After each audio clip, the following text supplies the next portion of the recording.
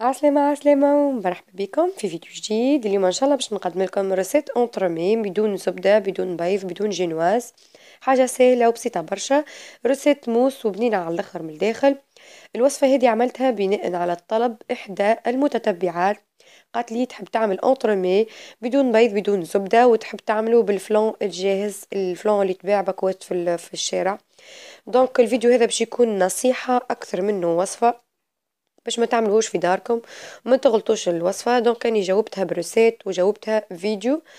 المنظر من الداخل من برا واو، والمنظر من الداخل بنين. المنظر من برا مزيان والمذاق من الداخل بنين برشا، لكن يبقى لنا القوام متاعها. تو في خلال الفيديو نقول لكم النصائح وشنو تعملوا وشنو ما تعملوش. لهنا الكاميرا ما فقتش بها المرة الثانية كي جيت نكمل نصور، ما فقتش إنه العدسة ماهيش نظيفة، كانت مضبة شوية، دونك هذاك علاش ما جاتش واضحة. لهنا عندي باكية متاع فلان. فلان هذه تطيب في نصف لتر من الحليب، كيف ما تشوفوا نصف لتر من الحليب موجودة ديجا في جميع المغازات وجميع المحلات، متوفرة عند الناس الكل. كيف ما قلت لكم الفيديو هذا هو رد على سؤال إحدى المتتبعات، وقالت لي نحب نعمل أونترومي نستعمل فيها الفلان. هوني باش نجاوبك يا أختي، راهو باش نقول لكم عن نصايح من بعد كيفاش وشنو يلزمك تعمل وشنو ما يلزمكش تعمل. دونك لهنا اللي خديت الفلان حطيته على النار باش نبدأ نحرك الفلان تاعي. لهنا باش نستعمل مول سيليكون، هذا مول سيليكون ممتاز، هو راهو ما شريتوش رخيص وما شريتوش غالي، شريته ب8 دينارات، موجود في الأسواق وموجود في محلات بيع الحلويات. السيليكون متاعه ممتاز كسوا للطهي في الفرن وإلا الاستعمال في الفريجيدير، يعني في المجمد، يستحمل درجة حرارة كسوا حرارة، يعني درجة باردة ولا درجة سخونة باهي. لهنا الفلون متاعي تاب، باش نصبه في المول سيليكون وباش نحطه في المجمد لين يجمد ويولينا قالب ثلج. لهنا عندي باقي متاع لونترومي اللي عملتها معاكم بالرمان. قعدوا لي في الكونجيلاتور، دونك قلت خليني نستعملها في الريسيت هذه خير ما اللي يتلوحوا، يعني مازالت صالحة للأكل، مازال لبس عليهم ديجا عندهم جمعة ونص في المجمد. الفيديو هذا على فكرة كنت مانيش مهبطته وكنت باش نمسحه، بعتلي قلت لا باش نحكي لكم قصة، مانيش باش نكمل نحكي وصفة بصراحة، على خاطر الوصفة ما نحبكمش تعاودوا تجربوها خاطر هي غلطة. لهنا الموس صحيح استعملت 4 كعبات دانات، واستعملت الموسة اللي باش نعمله تو قدامكم 4 كعبات دانات، وأي نوع أي قوة اختاروها. 4 كعبات دانات عليهم 2 باكوات كريم شانتيه مركزين في الحليب، 2 باكوات كريم شانتيه تركضهم في كوب من الحليب، ومن بعد تري تدخلهم في الدانات، تحبوا تضيفوا فيها السكر تحبوا ما تضيفوش نتوما أحرار. الحاصل باش نحكي لكم قصة صغيرة. فما باحث وإلا عالم كبير قالوا له أنت فاشل، هو ديجا مخترع، راهو مخترع وليست شنو اخترع، عمل هي القصة صحيحة. قالوا له شوف أنت ديما فاشل وديما تفشل في التجارب اللي تعملهم. قال لهم على الأقل أني ما عملت تجارب، قال لهم على الأقل أني نعرف 10,000 طريقة للفشل. إن شاء الله تكونوا فهمتوا من المعنى، قال لهم نعرف 10,000 طريقة للفشل، يعني هو جرب تلمو يعرف قداش مثنية للفشل. قال لهم انتم ما جربتوش حتى طريقة، ما تعرفوش حتى طريقة واحدة للفشل. معناها على الأقل هنا باش نقول لكم هاني نعرف قداش من طريقة ما تنجحش انكم باش تعملوا بها اونترومي. العبرة من الفيديو هذا نحب نقول لكم ولا العبرة من القصة هذه، هاني تعلمت انه الفلان ما يجيش في الاونترومي. دونك هذاك جيلاتين، هي ملعقة أكل كبيرة متاع جيلاتين، حطيتهم على في الكاس هذاك متاع الماء، حكاية 80 مليلتر ماء، وذوبتهم شوية في الميكرووند. أشاك فوا نحرك نذوب ونحرك، ومن بعد تالي باش نصبهم على كل الدانات اللي صبيته ديجا، هذاك دانات سيك حطيت فيه جوست قطرات من الفانيليا، من عطر الفانيليا، وحطيت تو باش نصب عليه الجيلاتين وباش نحرك فيه ساعة. لهنا صبيت عليه جيلاتين شوية حليب باش يولي يعني التمبيراتور متاعه مناسبة معناها كيما نقولوا إحنا نبردو شوية، هو مازال سخون دافي باش نبردو شوية باش يولي يدخل لي في الدانات من غير ما يعمل حبوب.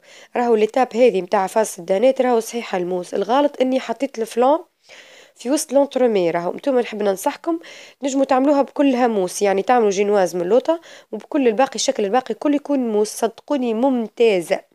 لكن لو فات إني أضفت الفلان في القلب متاعها هذيك غلطة، رد بالكم تعملوها، انتبهوا يعني ما تعملوهاش. إن شاء الله يا ربي نكون جاوبت على المتتابعة ولا الابوني متاعي اللي قالت لي نجم نحط فلان في الأونترومي ولا راك ما تنجمش تحط. ولهنا باش نبدأ ندخل في الكريم شانتيه بالسياسة في وسط المزيج متاع الموس، باش نردو موس يعني بالدانات، هذايا موس متاع دانات. الموس متاع الدانات هذايا جاهز، تو بعد ما حركته ولا ليس وبنين على الاخر وما يسحقش سكر خاطر المكونات اللي حطيناهم كلهم حلوين. لهنا الفلان متاعي بعد ما ديجا ذاب، باش نعمل له ديمولاج باش نحطه في القالب. بالملاحظة الفلان كان سخون وقت القوالب اللي حطيتهم في وسطهم كانوا باردين برشا، دونك ذابوا شوية وركحوا في القاع عمطوني الشكل هذاك. دونك انتوما تنجموا تعملوا ليتاب هذي جوست انكم تصبوا القالب بكله موس وتحطوا فوقه جينواز، وما تحطوش جو دي بيان ما تحطوش يلزمكم زادة تلطخوها هكاكا باش نحيو فقاقيع الهواء اللي موجود في المول بالوحدة هذيك بالموس. دونك لهنا باش نحطك الطبقة متاع الفلان باش تجيني طبقة يعني فلان في الوسط. ورد بالكم تعملوها راهي غالطة وماهيش صحيحة وما تجيش ماهيش ناجحة بالكل يعني رد بالكم تعملوها في المنظر كي يقعد مزيان، لكن كي تخليوها في حرارة الغرفة باش تولي انكم تنجموا تقصوها وتاكلوها تحسها كلي هبطت الشكل يقعد مزيان راهو ما قلتلكمش ما يقعدش مزيان، اما ما يقعدش مثالي يعني يبقى بنفس المنظر اللي وريته لكم، باش يطيح شوية مش باش يسيح خاطر في جيلاتين ما يسيحش، لكن الفلان هذاك باش يشد الماء كيف يتكنجل باش يشد الماء من الكونجيلاتور، برغم اللي الكونجيلاتور متاعي اونتي اودور والفريجيدير يعني باهية ما تعملش الريحة وما تعملش يعني ممتازة، فريجيديري شريتها معناها نوع ممتاز. الحاسيلو باش يلمك الماء مثلج من الثلاجة، ولهذا وقت اللي باش يولي بحرارة الغرفة وقت الثلج يذوب باش يوليكم في القوام متاع الموس يعني يوليكم فرد قالب تحسها اللي ترخات شوية.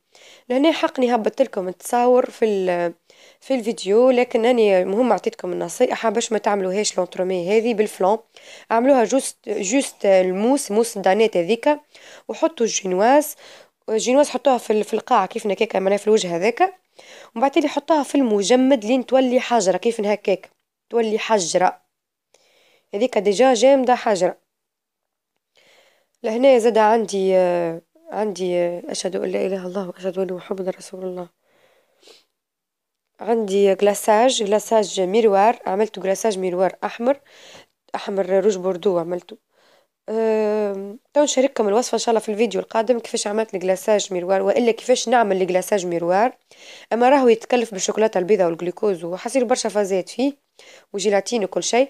دونك باش نعطيكم ريسيت نتاع جلاساج ميروار تنجموا تشريو السطل هذاك نتاع الجلاساج ميروار جاهز، راهو يتباع سطل فيه 400 غرام يعمل لكم 3 ولا 2 اونترومي كبار وب5000 هكا هو ماهوش غالي. باركونتر كي باش نشري شوكولاتة ونشري الجلوكوز ونشري الجيلاتين ونشري التكلفة متاع الجلاساج باش تجيني أكثر من حق السطل هذاك. دونك أني عملت لكم جلاساج معناها وحدي في الدار هذاك راهو ماهوش الجاهز هذاك عملته وحدي في الدار الجلاساج هذاك بلون، دونك هذاك أحمر عملته في الدار وحدي. أتون نشارككم الوصفة كيفاش عملته باش الناس اللي ما عندهاش منين تشري الوصلة ذوكما متاع الجلاساج الجاهز تولي تعمل جلاساج في الدار. لهنا التمبيراتور تاع الجلاساج ما يلزمهاش تفوت 40 درجة، هنا استنيتها لين وليت 38 40 درجة، ومن بعد تالي باش نسقي بها الكيك متاعي من برا ونزين بها الموس باش ما تسيحش ما يلزمكمش تكون التمبيراتور متاعها عالية. كيفاش تعرفها التمبيراتور ماهيش عالية؟ بتمبيراتور كي عبارة ريت من الآخر تنجموا تقيسوها يعني بشفايفكم تحطوا شوية جلاساج على الشفة، كان ما حسيتوهوش سخون راهو ممتاز باش تعملوا بيه، خاطر كان جاي سخون ما يجيش معناها ما تنجمش القوام متاعه ما يكونش ممتاز يذوب لكم لونترومي متاعكم. الفيديو هذا كان نصيحة أكثر منه يعني طبعا باش نوريكم رسائل إن شاء الله الفيديوهات القادمين يكونوا برو وما عادش نعمل وأني بدي والله صدقني أول مرة نجرب أونترومي بالفلان، وصدقوني ما عادش نعاود صنعتي جملة، ما عادش باش نعاود أونترومي بالفلان جملة. المنظر إلى حد الآن كل شيء ممتاز، وكنت شايخة عليها على الآخر، لكن كيف انتظرتها حتى تولي بحرارة الغرفة، الفشل كان غادي، ونتصور هما برشا باش يضحكوا عليا. عادي خذوا راحتكم، اضحكوا خذوا راحتكم. يعني بدي ما نعرفش اللي الفلان ما يجيش في لونترومي، وهاني جربت وهاني عرفت، وهاني نعرف ألف طريقة للفشل. دونك على الأقل نتوما شنو تعرفوا. دونك يعني جست حكيت لكم القصة باش تفهموا نتوما العبرة وكهو. وعطيت إجابة قاسية شوية كيف هكاكا، معناها هاكم على الأقل أني نعرف تعمل طريقة الفشل انتم ما تعرفوش.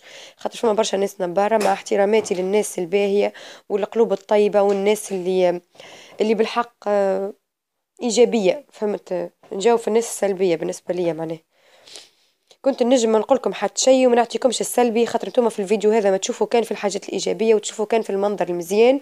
لكن قلت لا، خليني نشاركهم التجربة، خليهم يتعلموا على الأقل طريقة من طرق الفشل. هو إنكم تعملوا أنترومي وتجي فاشلة وتقعدوا تحشموا في رواحكم.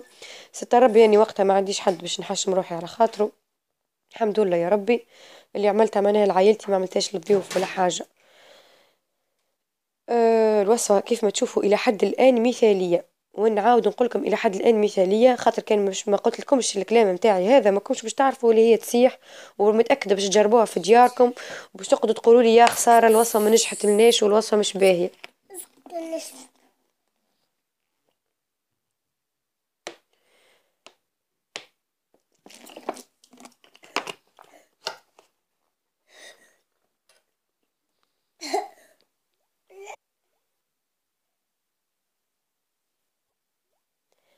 لهنا باش نكمل نهز الأنطرومي متاعي باش نحطها في صحن التقديم، وباش نقدمها ونعملها اون سامبل ديكوراسيون بالشوكولاتة. لهنا كل شيء كان ممتاز، الموس ممتازة، الجلاساج كان ممتاز، ديكوراسيون الشوكولاتة كانت ممتازة.